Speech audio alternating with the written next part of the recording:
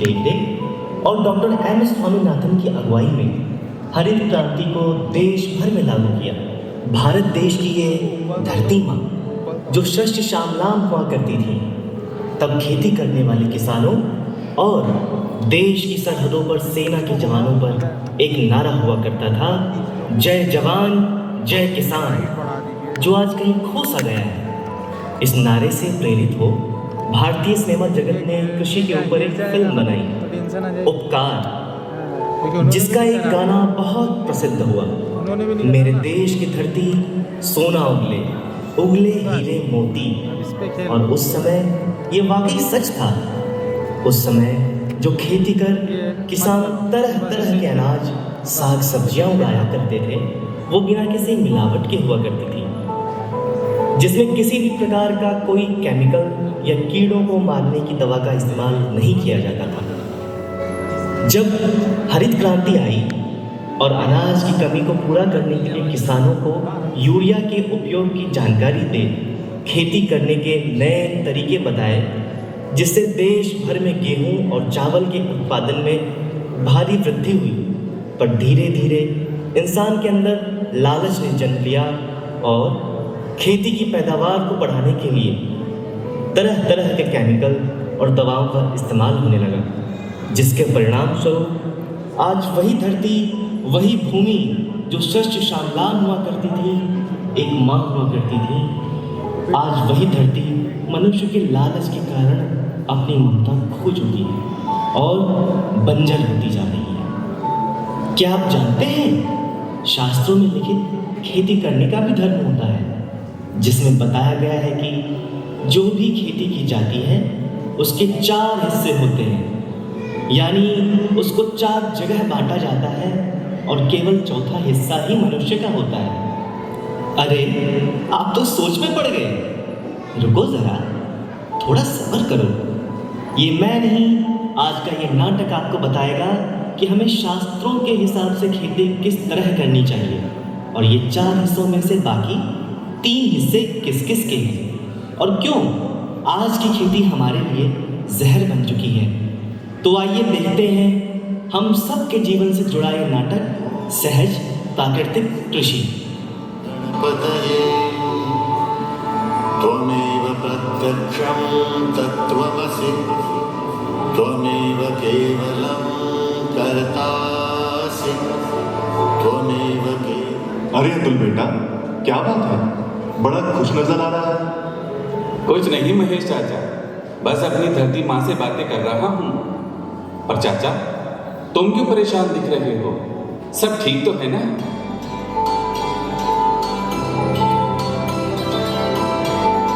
अब बताओ महेश चाचा, क्या बात है, क्यों परेशान दिख रहे हो? क्या बताऊं बेटा, अब तो हर समय चिंता लगी रहती है, भूखों मरने की नौबत आ गई है। ऐसा क्यों बोल रहे हो चाचा? अब तो आपका बेटा शहर जाने लगा है कॉलेज में पढ़ाई करने। पढ़ लिख कर शहर में नौकरी करेगा तो आपकी चिंता तो खत्म हो जाएगी। उसकी नौकरी से पहले ही मेरा दम निकल जाएगा। देख रहा है मेरे खेत को? हाँ, पर हुआ क्या चाचा? जरा खुलकर बताओ कि परेशानी क्या है। क्या बताऊं बेटा, सब मेरी ही गलती और लालच का नतीजा है ये। अरे चाचा, पर हुआ क्या? मैंने पैसों के लालच में आकर अपनी जमीन, अपनी धरती माँ को धोखा दिया है। भगवान मुझे माफ नहीं करेगा, सब मेरे पाप का नतीजा है। चाचा रोइए मत। सब अच्छा चल रहा था, मेरे जीवन में खेती भी बहुत अच्छी होती थी। कुछ साल पहले एक दिन मुझे एक कंपनी वाले ने बताया कि अगर मैं उनकी कंपनी की दवा अपने खेत में डालूंगा तो मेरी खेती और ज़्यादा होगी, मुझे और ज़्यादा मुनाफा होगा, मुझे बहुत सारे पैसे मिलेंगे। और मैंने उनकी बातों में आकर दवा इस्तेमाल करनी शुरू कर दी। मेरी पैदावार 1.5 गुना बढ़ गई, मुझे अच्छे पैसे मिलने लगे। वो पैसा देख मेरे अंदर और लालच आ गया। मुझे लगा कि अब मैं अपने बेटे को शहर के अच्छे कॉलेज में पढ़ा सकूंगा, उसके सारे सपने पूरे करूंगा। और मैंने दवा का इस्तेमाल अपनी ज़मीन पर और ज़्यादा करना शुरू कर दिया। धीरे धीरे फसल 2 गुना बढ़ गई। चाचा मैं कुछ समझा नहीं, फिर परेशानी क्या है? मेरी लालच के चलते अब मेरी जमीन, मेरी अपनी धरती माँ बिल्कुल बंजर हो गई है। अब इस पर खेती नहीं हो पाएगी। मैं बर्बाद हो गया हूँ। मैंने बहुत बड़ा पाप किया है। चाचा आप शांत हो जाओ, सब ठीक हो जाएगा। अब कुछ ठीक नहीं होगा बेटा, सब बर्बाद हो गया। परेशान मत हो चाचा, मेरे पास एक उपाय है और विश्वास करो मेरा, सब ठीक हो जाएगा।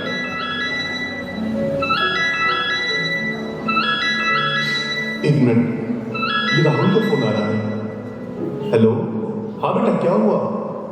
आज जल्दी आ गया कॉलेज से? पापा वो अरे क्या हुआ राहुल, तू इतना हाफ क्यों रहा है? पिताजी जल्दी से हॉस्पिटल आ जाओ, माँ बेहोश हो गई है और डॉक्टर ने उनका खून टेस्ट के लिए भेजा है। उनकी तबीयत बहुत खराब है, बस जल्दी से आ जाओ, पता नहीं क्या हो गया है माँ को।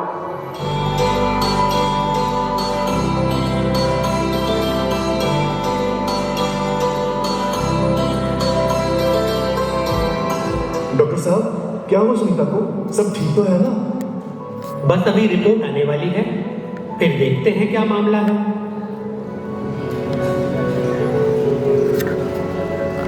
ओह, जिसका डर था वही निकला। मैं समझा नहीं। डॉक्टर साहब क्या हुआ सुनीता को? दरअसल सुनीता जी की स्किन पर एक अलग तरह के काले रंग के धब्बे देखकर मुझे उनका खून जांच के लिए भेजना पड़ा, जो स्किन कैंसर की शुरू होने की निशानी है। पर मुझे ये नहीं समझ आ रहा वो ऐसा क्या इस्तेमाल कर रही थी कि ये कैंसर के लक्षण आ रहे हैं। हमारे घर में तो ऐसा कुछ नहीं आता बाजार से, और न ही हम कुछ ऐसा खाते हैं। राहुल, ये बताओ, कोई दवा तो नहीं खाती सुनीता जी? डॉक्टर साहब, माँ कोई दवाई नहीं खाती, पर खेतों में जाकर दवा का छिड़काव जरूर करती है पिताजी के साथ। हाँ डॉक्टर साहब, सुनीता मेरे साथ खेतों में दवा का छिड़काव करवाती है, और एक दिन वो बोल भी रही थी कि उसको चक्कर आ रहे हैं, तो मुझे लगा कि धूप की वजह से चक्कर आ रहे होंगे। राहुल, जरा वो दवा लेकर आना।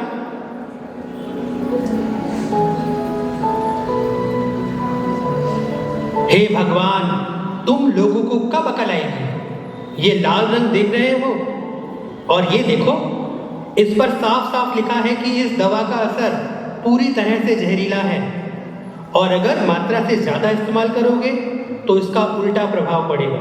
पर दुकानदार ने मुझे यही बोतल दी थी। अरे चाचा, तुमने दुकानदार को बोला होगा कि ज्यादा असर वाली दवा दे दो। हाँ, मैंने ही बोला था उसको, ताकि फसल ज्यादा हो। बस यही प्रॉब्लम है तुम्हारी। अगर समझदारी की होती तो बोतल पर लगे लाल रंग को देखकर समझ जाते कि कौन से रंग की बोतल का उपयोग करना चाहिए। चाहे हम इंसानों की एंटीबायोटिक दवा हो या खेती में इस्तेमाल होने वाली कीटनाशक दवा, सब पर लगे अलग अलग रंगों के डॉट्स या लेबल उनके प्रभाव को दर्शाते हैं। ये रंग बताते हैं कि इसका रसायन कितना खतरनाक है, ताकि किसान सावधानी से इस्तेमाल करें। जैसे लाल रंग, ये अत्यंत विषैला होता है और इसका इस्तेमाल हाथों में ग्लव्स और मुंह पर मास्क लगाकर उचित मात्रा में ही करना चाहिए। पीला रंग उच्च विषैला यानी हाईली टॉक्सिक होता है और इसका इस्तेमाल भी सावधानी से किया जाना चाहिए।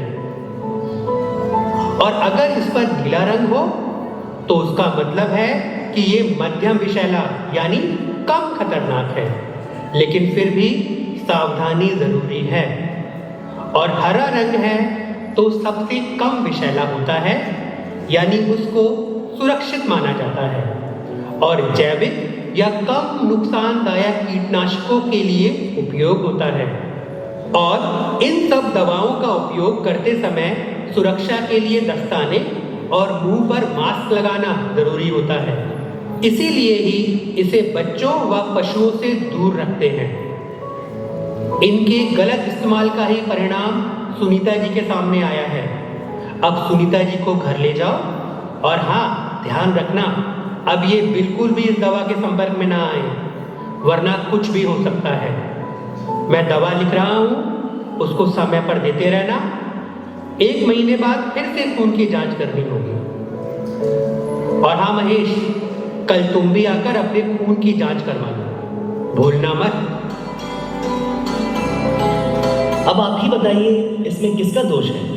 उस किसान के अंदर जन्मे उस लालच का, जिसके कारण खेती में बिना सही जानकारी के केमिकल्स और तरह तरह की दवाएं इस्तेमाल हो रही हैं, या उन ठेकेदारों का जो किसान से अनाज खरीदकर बड़े दामों में आम जनता तक पहुंचाते हैं, या हमारा जो हम उस अनाज को खा रहे हैं, क्योंकि जो अनाज किसान उगा रहा है वो गांव से निकलकर शहरों तक आ रहा है और हम सब उसको खा रहे हैं और बीमार हो रहे हैं। जबकि अधिकतर किसान खुद अब कैंसर जैसे भयंकर बीमारी की चपेट में आ रहे हैं। ये नतीजा आप सब ने देख ही लिया। जबकि हमारी सरकार समय समय पर योजनाएं निकालती हैं और किसानों को जागरूक करती है, पर क्या सभी किसान उसका फायदा उठा रहे हैं? आइए देखते हैं कि अब महेश क्या सोच रहा है।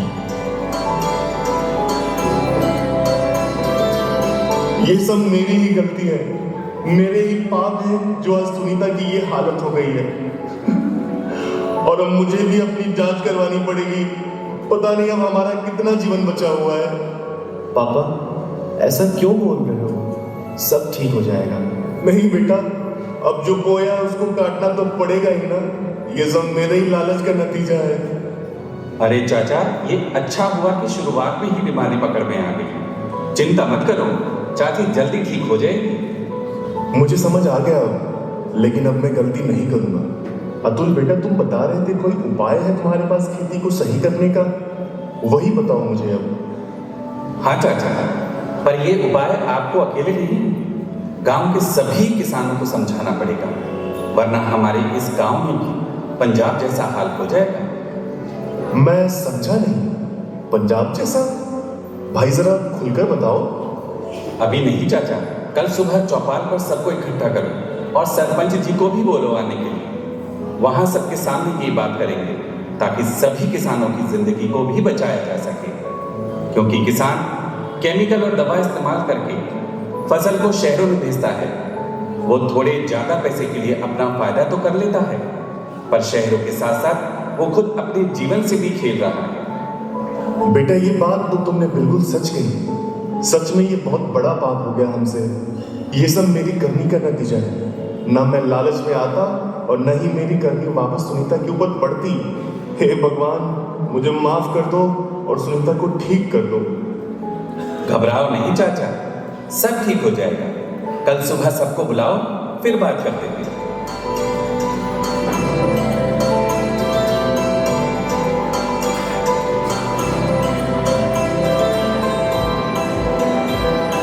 अरे श्याम भाई, ये किसकी पंचायत हो रही है? अरे भाई, मन्ने भी ना पता किसकी पंचायत हो रही है। राम राम है अतुल। ले महेश, अब अतुल भी आ गया। अब तो बता दे, हम सबको यहाँ क्यों बुलाया है? सरपंच जी, कल सुनीता की बीमारी का तो आपको पता चल गया होगा। हाँ महेश, मुझे सब पता चला, पर अब ये बात बड़ी चिंता का विषय बन गई है। मैं इसका इलाज पता करके तुम्हें बता दूंगा, तो चिंता मत कर। सरपंच जी, चिंता केवल सुनीता की ही नहीं है, बल्कि हम सब किसानों की है। धीरे धीरे हम सभी इस बीमारी का शिकार हो जाएंगे। यहाँ एक भी किसान ऐसा नहीं है जो केमिकल और दवा का उपयोग ना करता हो।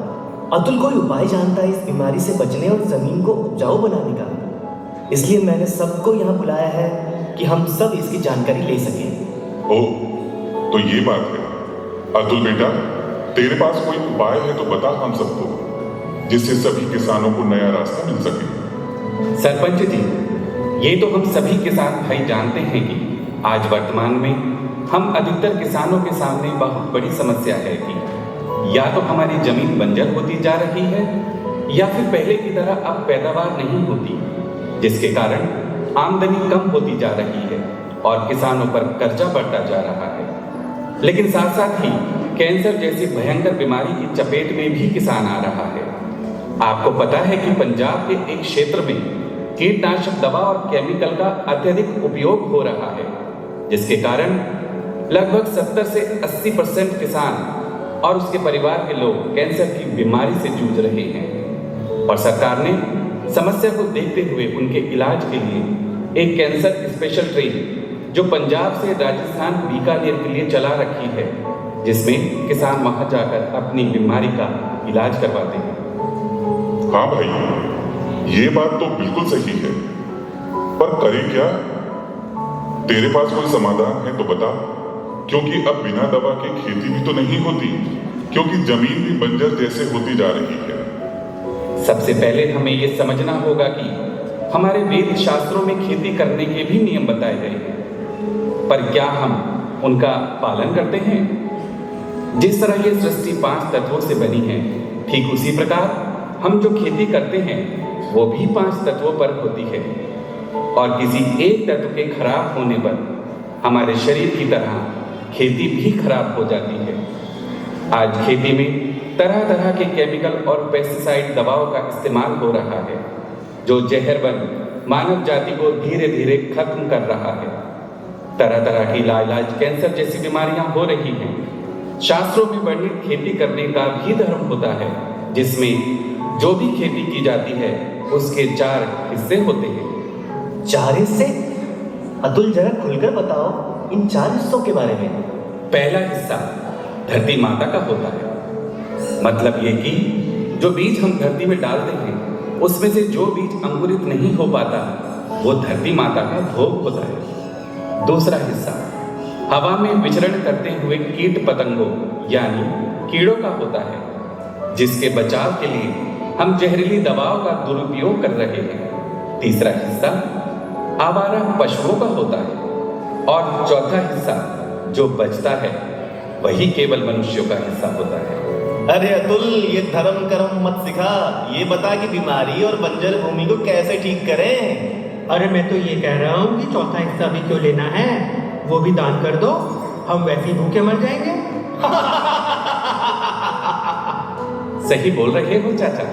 जब कुछ साल पहले मेरे पिताजी को कैंसर हुआ था, तब मैंने शहर जाकर उसके बारे में पूरी जानकारी ली, और तब मुझे सारी बातें समझ में आई। जानते हो चाचा कि हम किसानों ने ज़्यादा पैदावार और ज़्यादा कमाई के चक्कर में आकर अपने स्वार्थ और लालच के चलते ज़्यादा पैदावार के लिए केमिकल्स और दवाओं का इस्तेमाल करना शुरू कर दिया, जिसके चलते धीरे धीरे धरती के अंदर जो ऑर्गेनिक कार्बन होता है वो खत्म हो गया और हमारी धरती माँ बंजर हो गई। ये सब तरह तरह के केमिकल्स और दवाओं का प्रभाव है, जो जहर बनकर किसान और धरती को खा रहा है, और आज उसी के कारण उसका दुष्परिणाम देखना पड़ रहा है। ये बीमारियां अब केवल शहरों में ही नहीं, किसानों और उनके परिवार में भी आ गई है। प्रकृति अपना चक्र पूरा करती है चाचा। हम जो प्रकृति को दे रहे हैं वही घूमकर हमारे पास वापस आ रहा है। बेटा, पर अब हम करें क्या, ये बताओ। पहले तो हम सबको खेती करने की पूरी जानकारी लेनी होगी, जिसमें सबसे पहले हमें अपनी जमीन को बंजर हो चुकी है उसको उपजाऊ बनाना होगा, जिसके लिए हम सबको सहज प्राकृतिक कृषि अपनाकर यह कार्य करना पड़ेगा। और जब हमारी कृषि प्राकृतिक हो जाएगी तो किसान के साथ साथ पूरी मानव जाति की सुरक्षा हो जाएगी। सहज प्राकृतिक कृषि ये क्या है? अरे दाऊ, देखा जाए तो जमीन को उपजाऊ होने के लिए कम से कम 3 साल लगेंगे, पर ये अगर समय कम करना है और जल्दी रिजल्ट देखना है तो परम पूज्य माता जी श्री निर्मला देवी जी ने वर्ष 1970 में सहयोग ध्यान शुरू किया था, जिसके द्वारा मनुष्य के अंदर कुंडली शक्ति जागृत होकर मनुष्य को एक नया आयाम प्रदान करती है। हमारे अंदर से चैतन्य का प्रवाह शुरू हो जाता है और फिर हम अपने उस प्रवाह यानी चैतन्य से अपनी इस बंजर भूमि को उपजाऊ बना सकते हैं। एक बात और सरपंच जी, ध्यान करने से हमारे सूक्ष्म तंत्र पर भी असर होता है, जिससे हमारी बीमारियां भी ठीक हो जाती हैं। मतलब कुंडली जागरण के बाद जब हम ध्यान करते हैं तो मनुष्य के अंदर की 3 नाड़ियां और 7 चक्र स्वयं ही ठीक होने लगते हैं और हमारी अधिकतर बीमारियां भी ठीक हो जाती हैं। भाई अतुल, ये तो बड़ी अच्छी बात बताई तूने, पर ये सब होगा कैसे? श्री माता जी के सामने एक दिया जलाकर और एक गिलास में पानी भरकर रख दो और कुछ समय के लिए उनका ध्यान करो, और फिर वो पानी रात भर उनके सामने रखा रहे। वही पानी सुबह तक चैतन्यित हो जाएगा। तब उसका इस्तेमाल अपनी जमीन और खेती में करके हम यह कार्य कर सकते हैं। पर बेटा, आजकल तो खेती करने में भी खर्चा बहुत बढ़ गया है। पिछला जो कर्जा लिया था वो भी नहीं दे पाए, क्योंकि फसल की कीमत भी बाजार में अब नहीं मिलती। उसका क्या करें? देखो तब आज से 50 साल पहले क्या होता था। किसान अपनी खेती के लिए खुद मेहनत करके प्राकृतिक खाद बनाता था, जिसके लिए वो देसी गाय के गोबर का इस्तेमाल करता था।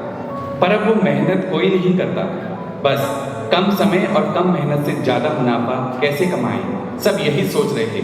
प्राकृतिक खाद से धरती हमेशा उपजाऊ रहा करती थी, क्योंकि उस खाद के इस्तेमाल से कार्बन की मात्रा भरपूर होती थी और खूब पैदावार होती थी। ना कोई बीमारी, ना परेशानी। पर जब से ये यूरिया, केमिकल और तरह तरह की दवा आई हैं, किसान उसका इस्तेमाल करने लगा, जिसका नतीजा धीरे धीरे धरती के अंदर कार्बन खत्म हो गया और फसल उगाने के लिए ज़्यादा से ज़्यादा केमिकल का प्रयोग करने लगे। बस इसीलिए लागत भी बढ़ गई और पैदावार भी कम हो गई। अब बताओ किसकी गलती है? लेकिन अगर हम फिर से वही देसी गाय के गोबर से प्राकृतिक खाद बनाएं और उसको श्री माता जी के सामने रख कर ध्यान करके उसका इस्तेमाल करें, तो जल्दी ये समस्या भी दूर हो जाएगी। श्री माता जी ने बताया है कि श्री आदिशक्ति माँ का पहला अवतरण एक देसी गाय के रूप में हुआ था। इसीलिए उनके मूत्र और गोबर को खाद और दवा के रूप में भी इस्तेमाल किया जाता है। और अब तो एग्रीकल्चर डिपार्टमेंट जो है, जिसे ICR के नाम से जानते हैं, उनके साइंटिस्ट ने भी यह मान्यता प्रदान कर दी है कि देसी गाय के मूत्र और गोबर में ऐसे जीवाणु होते हैं जो खेती में बहुत फायदा करते हैं और पैदावार को बढ़ाते हैं। और हमारी वर्तमान सरकार की योजनाओं के अंतर्गत देसी गाय पालन के लिए सब्सिडी भी दी जाती है। और हमारी ये वर्तमान सरकार तो ऑर्गेनिक खेती पर भी जोर दे रही है, ताकि केमिकल का इस्तेमाल कम से कम हो और खेती करने के देसी तरीकों को बढ़ावा मिले, ताकि सभी किसानों को उसका फायदा मिल सके। पर जागरूकता ना होने के कारण किसान इन योजनाओं से अनजान होता है। मेरी एक बात समझ नहीं आ रही कि ये रामलाल तो केमिकल भी कम इस्तेमाल करता है, फिर इसकी खेती कम क्यों हो गई? पहले आप मुझे ये बताओ कि पुराना किसान या उसके बच्चे कितने बीमार होते थे? भाई, पहले तो किसी 1 या 2 किसान को ही सुना था बीमार होते हुए, पर अब जो हर घर में ही बीमारी आ रही है, किसी को कैंसर है तो किसी को कुछ। देखो चाचा, जो किसान भाई 50 साल से ऊपर के हैं, वो जानते हैं कि पहले का किसान अपनी खेती के लिए खुद बीज तैयार करता था और उन्हीं बीजों और देसी खाद का इस्तेमाल कर अपनी खेती करता था। पर अब क्या, अब तो सब कुछ मॉडर्न हो गया। नई नई कंपनियां आ गई बाजार में, बस उनसे बीज खरीद कर खेती हो रही है। पर क्या वो बीज अच्छी क्वालिटी के हैं या नहीं, बिना किसी जानकारी और जांच के किसान उन बीजों को इस्तेमाल कर रहा है। तो बताओ, खेती तो कम होगी ना। और रही बात केमिकल की, उसके इस्तेमाल की पूरी जानकारी ना होने की वजह से किसान ज़्यादा पैदावार और जल्दी के चक्कर में आकर केमिकल को ज़्यादा मात्रा में मिलाकर उसका उपयोग करने लगा। पर ये कहीं नहीं सोचा कि जिस केमिकल वाली फसल को खाकर शहर में लोग बीमार होने लगे, तो जो किसान उनका इस्तेमाल कर रहा है उसको बीमारी कैसे छोड़ देगी। हाँ, अगर हम सभी किसान फिर से अपनी खेती के लिए बीज खुद तैयार करें और फिर उसको श्री माता जी के समक्ष रखकर ध्यान करें, और जब बीज चैतन्यित हो जाए, तब देखना चाचा, खेती कितनी अच्छी और ज़्यादा होती है। एक बात और, पुराना किसान ये जानता था कि खेती किस प्रकार होनी चाहिए और उसी वजह से पहले के लोग बहुत कम बीमार पड़ते थे। अगर आज भी हम सहज प्राकृतिक कृषि को अपनाएं, तो श्री माता जी की कृपा से जल्दी ही सभी किसान ऑर्गेनिक खेती करने लगेंगे। जैसे धरती को उपजाऊ बनाने के लिए वाइब्रेटेड जल का छिड़काव करें और खेती में जितने पानी की ज़रूरत है उसमें भी वाइब्रेटेड जल डालें, तो बंजर जमीन भी उपजाऊ हो जाएगी। दूसरे नंबर पर खुद से बीज बनाएं और उसको भी श्री माता जी के सामने रख वाइब्रेट करें और फिर उसका इस्तेमाल करें, तो खेती बहुत अच्छी, ऑर्गेनिक और ज़्यादा पैदावार होगी। तीसरा, देसी गाय के गोबर से खाद बनाकर उसको भी वाइब्रेट करें, अपनी खेती के लिए इस्तेमाल करें, तो फसल अच्छी होगी। अरे, आप सब चुप क्यों हो गए? कोई सवाल है तो पूछिए। अतुल बेटा, ये तो कभी हमने सोचा ही नहीं कि हमारी वजह से हम किसान और मानवता कितने खतरे में पड़ गई है और आज जो हमारे सामने उसका परिणाम आ रहा है, जो आने वाले समय में कितना बुरा हाल होगा मानवता का। अब हमें क्या करना चाहिए, तुम ही बताओ। और ये सहज प्राकृतिक कृषि और श्री माता जी का ध्यान हम कैसे करें, ये भी बताओ। सरपंच जी, वो कहावत है ना, जब जागो तभी सवेरा। मैं तो कहता हूँ कि आज यहाँ पूरा गांव एक साथ बैठा है, तो क्यों ना इसकी शुरुआत आज और अभी से करें। क्यों भाई? हाँ, हम सब ध्यान और सहज प्राकृतिक कृषि करेंगे। बहुत बढ़िया। तो सबसे पहले हम अपना आत्म साक्षात्कार प्राप्त करेंगे और फिर सहज प्राकृतिक कृषि करेंगे। सब मेरे साथ जोर से बोलो, जय श्री माता जी। जय श्री माता जी।